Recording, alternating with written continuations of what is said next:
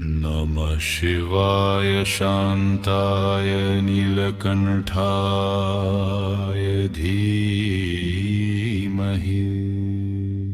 त्रिलोचनाय रुद्राय विश्वनाथाय ते नमः कालकालाय देवाय भस्मांगाय महेश्वर गंगाधराय शर्वाय चंद्रशेखर ते नमः डमरुनाद संतुष्ट नटराज नमोस्तु ते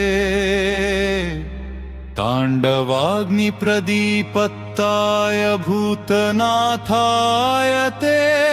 नमः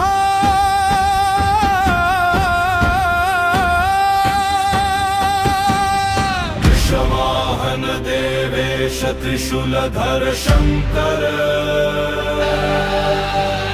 पाशभञ्जन रक्षार्थं भक्तानां त्वं सदा वस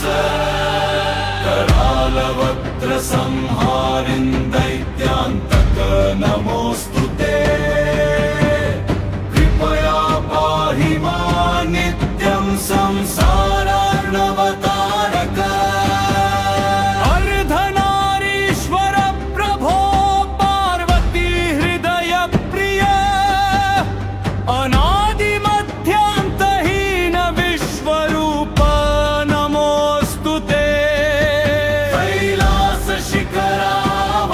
योगिनां पतये नमः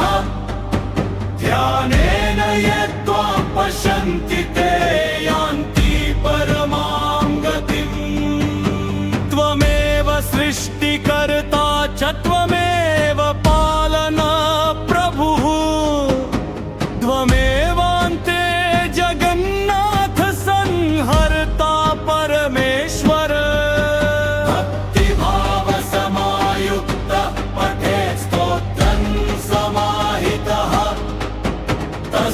दुःखं च यं याति शिवलोकं स गच्छति।